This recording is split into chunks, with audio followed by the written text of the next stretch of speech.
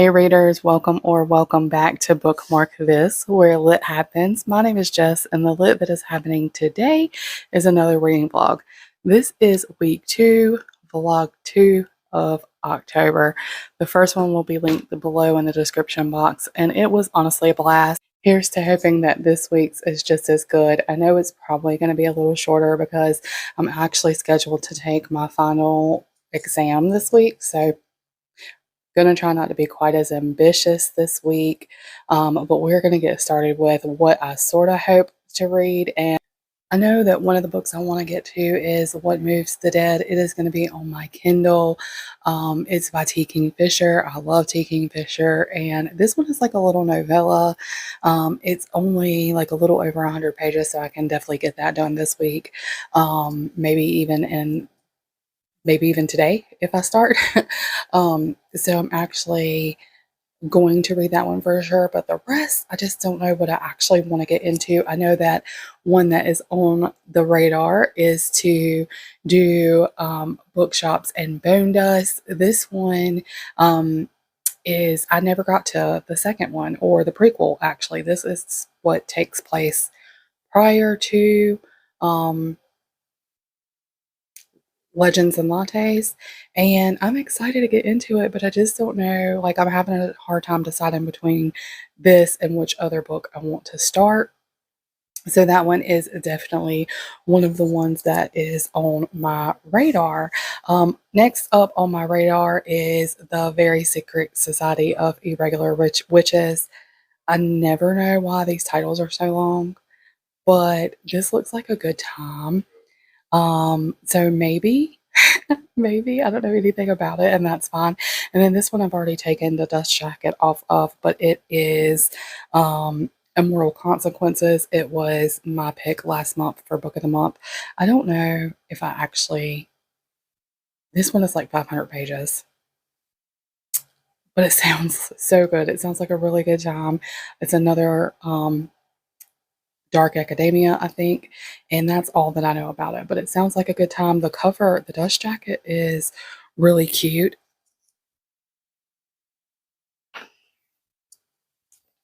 It sounds like a really good time. The dust jacket is really cute. I always just sort of toss these to the side when I'm actually reading the book because they get on my nerves, but I don't know. We'll have to see what I end up going with.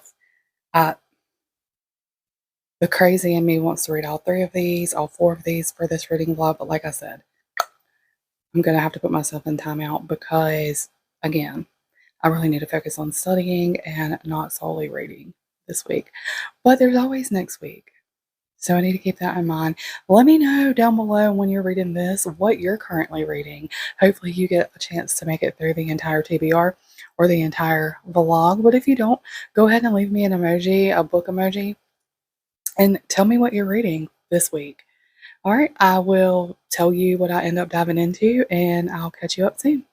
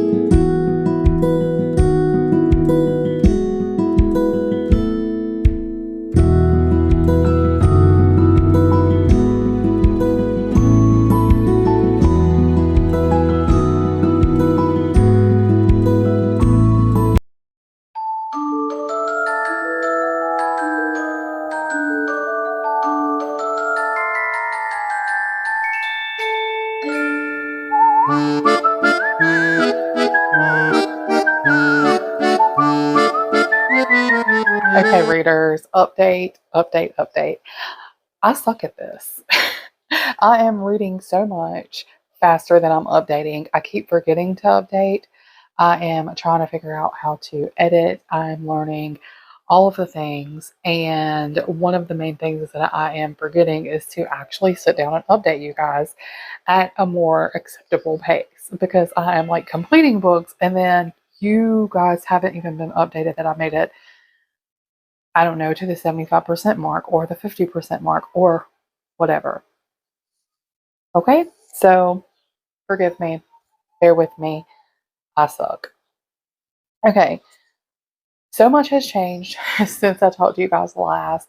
I took my final exam for stats yesterday, so I'm like wide open for an entire week to read more. So that's exciting. I am waiting on her to put the final grade in and hoping for an A in that.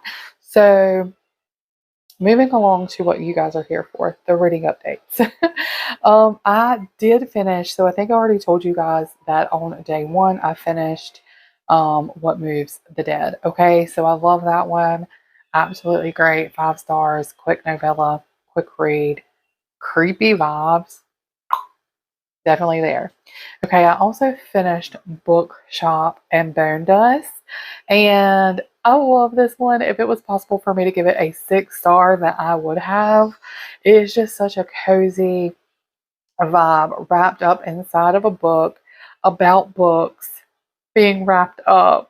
Oh, I just love it so much. I didn't expect there to be some necromancers in there. I mean, I probably would have expected it if I had read more of what the synopsis was about, but I didn't. I liked to go into it blind, especially since I already knew Viv. And I really loved getting that homey town adventurer feel of her prior to her being like a well-developed character. Legends and lattes, and this one did it for me. I absolutely loved the characters in this book. I fell in love with them. I couldn't tell you who my favorite character is. I think probably Fern. Fern's probably Fern's probably my favorite. I don't know. I liked Millie. I feel like she is the sunshine to Viv's storms, and I just loved her. But I think Fern, the bookshop owner, is the winner chicken dinner. But anyway, 6 stars if I could. But 5 star read, bookmark it for your shelf. Since that point, I started diving into a book called um, The Lucky Ones. It is, I think, by, is it Mark Edwards? It is a thriller book, and I am really liking it. I'm like 150-ish pages into it, and it is definitely giving me a whodunit sort of mystery. And I'm having a good time with it. It is definitely not like the best book that I've ever read, but it's definitely worth the read. I am invested. I want to see what happens. There's a lot of like bullying of his younger son going on. I'm invested in that kid. Um, his wife is a crappy person who like cheated on him, and now she is suspicious that she's getting cheated on, and she's running back to him for comfort, which is like weird energy. No, ma'am. But that's not even what I think is happening. I think the guy has been hurt or kidnapped or something. Um, but anyways, that's the subplot. But I'm enjoying it. It's not a bad read. But then in the middle of me reading that book and thinking about picking my next read, my Caffeine and Legends book box arrived, and oh my gosh, paranormal book is up. So I started diving into this last night, and I obviously haven't finished the Lucky Ones, but I had to dive into this because I almost bought this for my book of the month book, but I did not buy this one. I was so close to having two of the same books, so that was scary, a little bit scary. But what happened was I ended up buying Immortal Consequences, and that one was one of the ones pining for my attention in this reading vlog. And I ended up thinking, maybe I'll go lighter because of the final situation. Um, and so I wasn't sure if I was going to pick that or the Very Secret Society of Irregular Witches after the Lucky Ones. But this came into play and now it took the forefront and I'm reading this. And here is my cutesy tabs. And I don't know if you guys annotate, but I love annotating. And in the front of my books, I just sort of list what each one of my tabs represent. And on okay, like it is a whole vibe. Like I'm only, where am I in this book? Let me just venture over. First of all, I really need to do an Amazon review of like all of the things that I've bought recently for Amazon, because I made my entire little nookie area from things from Amazon. And one of the things that I got was this bookmark. Um, it's a bookmark and I engraved it to say bookmarked, which I thought was cute because the channel's Bookmark This. And I have lots of cute things that I really need to review for you and let you know what I loved. But yes, I'm only on page 39. So I just barely started to dive into this book, but it's a shorty. It's only 320-ish pages. So it's not very long. So I should be able to wrap this up pretty quickly, hopefully pretty quickly. But anyways, so far in this book, it is a whole vibe. I will tell you what my tabs are meaning.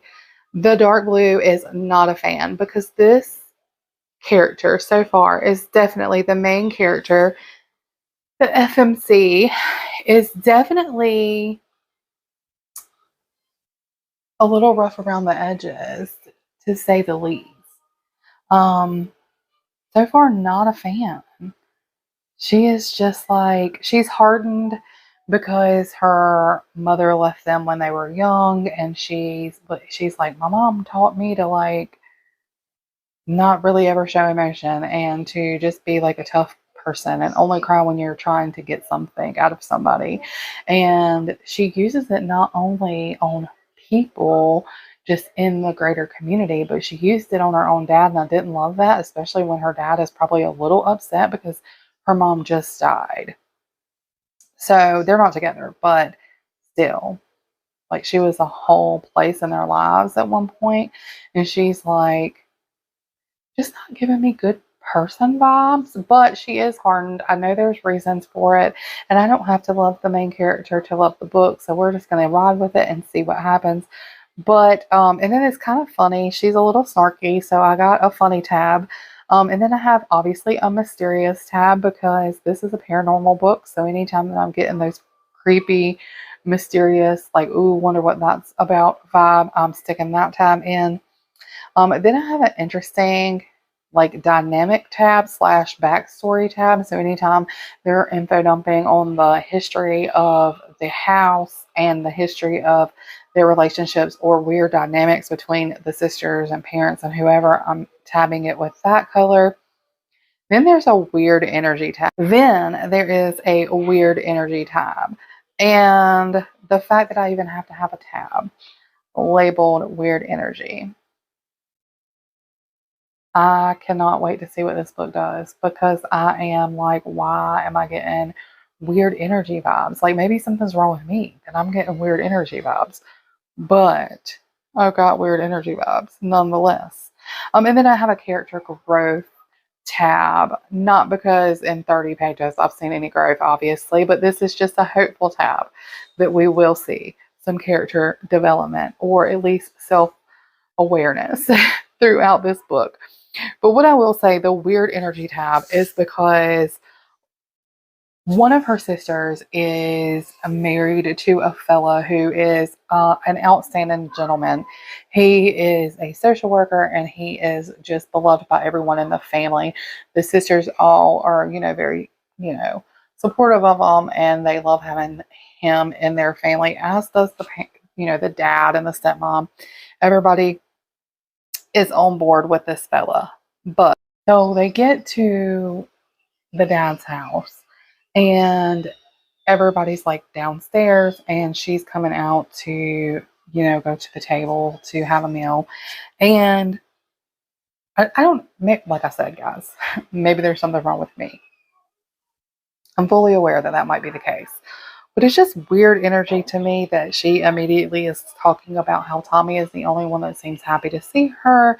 And he's not that good looking, but he is a beautiful, radiating, sweet, but he's beautiful, radiating, sweet, pure innocence. Tommy, I say, like, why do you seem infatuated with the guy? Then immediately thereafter, they're talking about her going to the funeral, and none of the other sisters or family wants to go. And she's like, well, then I'll take someone. Tommy. I don't know. I'm worded out. Reading update time. Okay, so I am 248 pages into The Lucky Ones. In this book, it's definitely a twisty, turny thriller, which is exactly what I wanted for the spooky season. I have been creeped out several times throughout this book, but this main character, I like him. I actually really like the main character, but he is also so freaking frustrating because over and over he acknowledges that there's issues, over and over he acknowledges that he should be doing things. And I think as parents, we all know we should be checking in on something and we may not do it in a timely manner. But I feel like we have a higher success rate than this guy. He never checks on anything with his son. He's always like, I got distracted, or an email came in, or something else. And don't get me wrong, all of our lives are like that. But every single little thing shouldn't distract you from actually checking on your son, especially after he has received something from someone and you guys collectively as a team, as a co-parenting team, and the child himself doesn't know where it came from, and it's not a cheap thing, it's an expensive thing, and you're not going to investigate it further. You're going to just keep getting distracted. I'm so over this guy when it comes to his parenting, but I think that he's a good person, and I think that he's been through a trauma, and death is never, murdering someone is never okay. But when the guy that his wife was cheating with and originally got abducted, I was like, what you get? But I obviously am not on board with murder, obviously. But it was a wee bit satisfying at first. And then this woman in her grieving state is trying to get back with the husband. It's very crazy. There's a lot going on in this book, but I'm loving the twists and the turns. Also, somebody avoided death really miraculously by doing something that was generous. But I just don't know. Like, I would have had so many feelings about that. Just the only reason I'm alive is because I didn't have my lunch and I shared my lunch. That is a crazy place to be. But anyways, I'm probably going to finish this one up and give you my final thoughts on it maybe tonight or tomorrow. So that's cool. Moving on. Rachel Harrison. Okay. I am chomping away bit by bit with this book, Play Nice. And it's not because I'm not loving it. It's actually because it is so much fun and I am enjoying myself. And I have so many tabs happening in this book already, and I have not gotten anywhere. I've not gotten anywhere, but this book is so much fun. I'm literally having a ball, and the only reason I haven't allowed myself to just like devour it completely is because I wanted to complete the lucky ones first. I didn't want to do the thing again where I like keep picking up books before finishing the other ones. And this one was about to steal all of my attention away. So I was like, let me focus on the lucky ones and not get too hung up on this. But this is a lot of fun.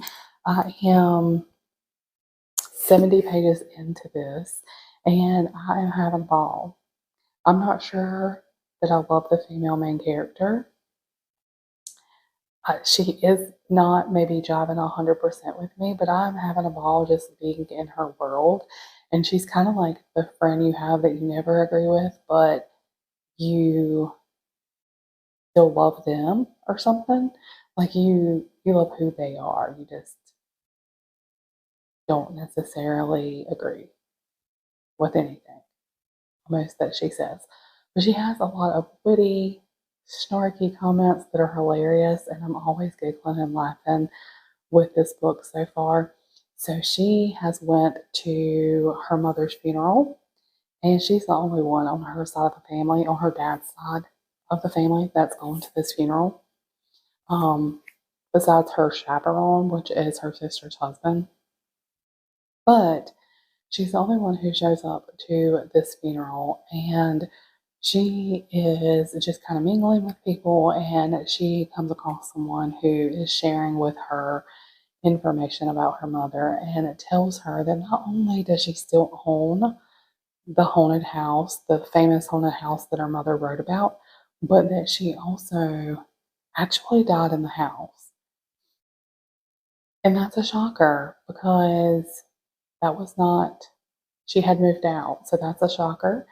Um, but then our female main character, and I get that she wasn't close to her mom necessarily, but the female main character immediately is like materialistic about it. She's thinking about this whole house flip project idea, and she is just about the money and about the material items.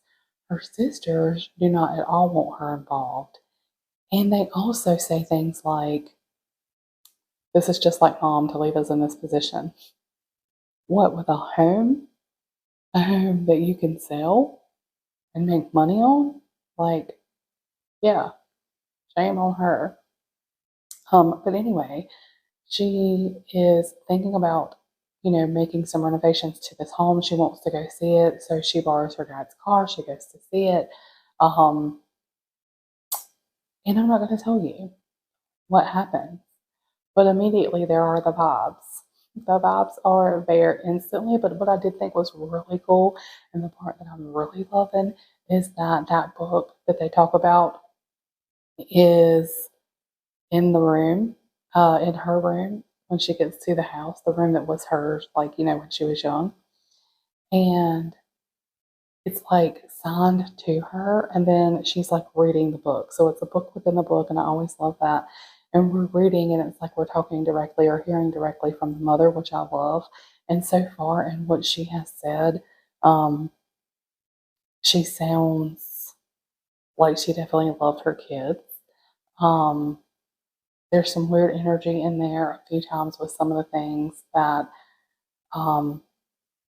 things that the female main character is remembering about the childhood. There was like a whole in the car episode that happened over McDonald's, and her calling her kids, telling her kids they're going to be fat. I was like, whoa, like, what is happening? But I'm really enjoying hearing from her mother, crazy or not, whichever way this goes. I'm enjoying hearing directly from her, and I cannot wait to see what else happens. But needless to say, our main character, Jetta, she doesn't even remember still having the book clutched in her hands, but she did. So I'm very interested to see where this book, where this house takes us. I'm already getting the creepy elements. I think I'm going to try to wrap up the lucky ones, and then so that I can give my full attention to this one. But I am here for it, and I'm going to be back in a little bit with another update. Okay, reading update. So I finished up the lucky ones, and it was good. It was really good for a thriller and all the elements that go with making a good thriller. I did feel like it was enjoyable. I felt like it was a 4-star read, but ultimately I ended up giving star rating because I just honestly don't feel like it's going to be very memorable. So I feel like it's one of those books that like maybe in a month I'm going to have forgotten what it was about and probably forgot that I read it. Honestly, so it's not going to stick with me. I can already tell that much about it because it was just very sort of generic. But overall, I had a good time with it. It was enjoyable in the moment, which makes for a really good read. A lot of books out there are for our entertainment. That is what it's for. So I felt as though this one was great for the season, and I love a good thriller, and I thought it hit its mark. Um, I definitely guessed who the culprit was. I think that it was a great thriller because it's one of those things where I guessed who the culprit was, but I also, every time I thought I was for sure, I'd get like, wrote back and I was like, wait, am I right? And then I was like, no, it's him. And then I would switch it again, and it was, anyways, at the end, of course, I shouted, I knew it. But did I really know it the whole time? Yes, I did. We are going with I knew it. But there were lots of fun times where I thought maybe I was wrong. So it was a great thriller for all of those reasons that I did enjoy it. I liked the characters well enough. The main character absolutely drove me bonkers with how many times he stated, I should go check on my son. I need to do this. I need to do that. He knew a lot of the times that something wasn't right, like 90% of the times, but he continued to put it off. And I think that that shows that he's very human. I think that it also shows, it gives you like a lot of buildup of tension in that area. So overall, it was really good. I did enjoy it. Moving on to what I really want to talk about. Hello. Rachel Harrison Played Ice. This is a paranormal haunted house book, and it is just a blast so far. I am about halfway through it, I think. I want to say like 150-ish pages in. I have all the notes stuck to the back here, so if you see me glance down, that's what I'm looking at. So far, we have our main character sort of having a little meet cute with the very average boy next door. He is, I think, going to be a character that helps us to see some character development within our main character. I think he's going to help to humble her because he is a down to earth, nice guy. He likes vans and like basic stuff where she is oftentimes found up here. He holds himself at a normal down to earth state like the rest of us. And he lives at home with his mother because he is helping her out. She has MS and he's a nurse. He's helping her out with repairs, and I think there's going to be, some room for him to be involved going forward. Things inside the house are definitely intensifying. I'm not obviously going to tell you what is going on in there, but it is heating up with this entity.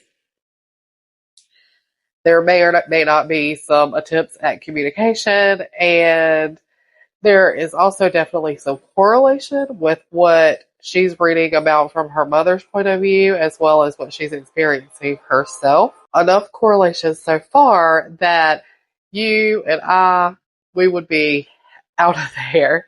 But she wants to stick around because in some strange way, she sort of hopes the house is haunted, because if it is, it may mean that her mother, who is of course now unalived, was not always super crazy. And, as her life story would have her believe that her mother didn't care about them or love them, she is seeking, hopefully, to understand her mother. Her dad, especially like in his past life, seems like the typical loser ex who is using any and all hardships or fears that her mom has to sort of manipulate the situation and exploit it for his benefit. Anything that she may or may not be going through, or anything that she may do that might seem negative, he tries to immediately use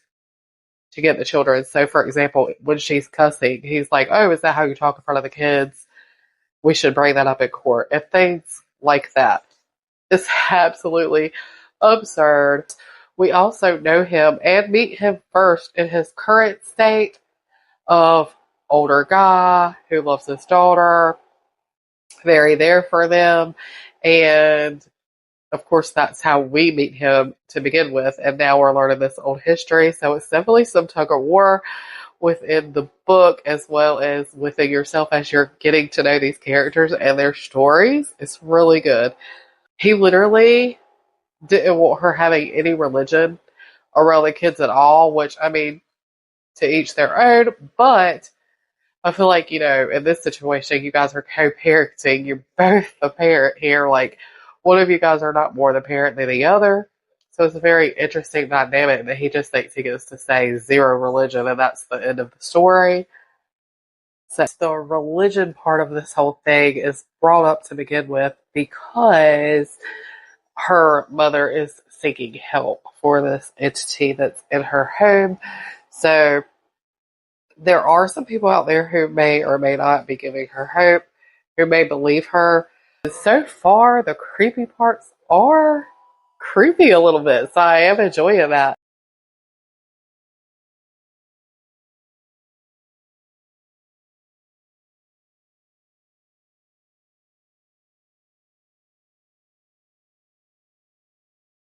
Hey friends, final update for a Play Nice. I have thoroughly enjoyed this entire book. I did end up listening to the latter half of this on a walk earlier today. I was like, I'm going to get out of this house and try to breathe in some fresh air, which I did. So this is really good. Um, Rachel Harrison has written a lot of really good books. I've heard many good things about Cackle. I have not heard about a lot of these other ones. Sharp Teeth, The Return. I've seen some other folks talking about those works, but I've not read them myself. And I think I'm now going to have to go get her entire backlist at some point because this was just great. I was not expecting, honestly, the spooky parts of this book to be so good. I do wish that there was more of that. Because I actually just really enjoyed it, and I didn't think it was going to be as much of that.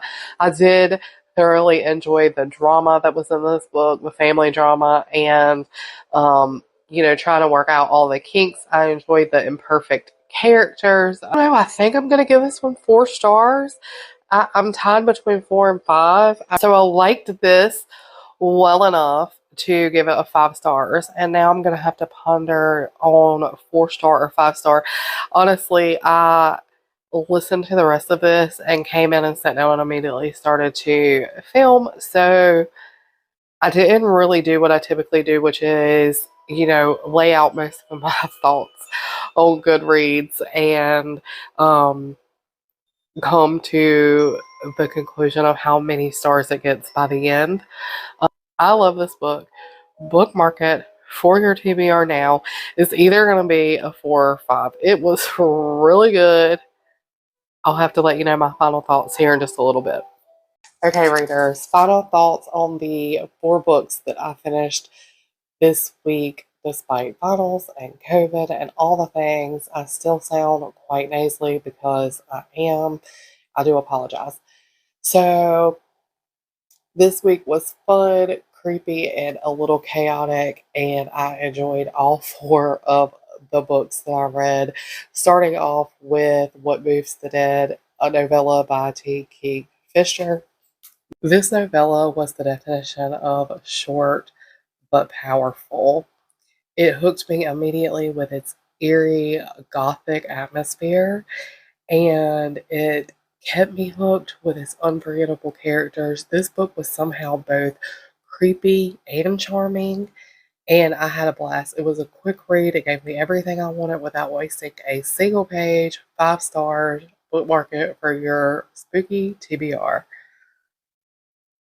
For the second book that I read, it was Bookshops and Bonedust by Travis Baldry. And I might have even adored this one more than Legends and Lattes. I don't know. They're gonna have to battle it out in my head forever. I love the characters. Obviously, this one had books involved, and you know, there's just nothing better than a book about a book. So that plus the characters were just fabulous. I love them. I did not expect necromancy to be in this book.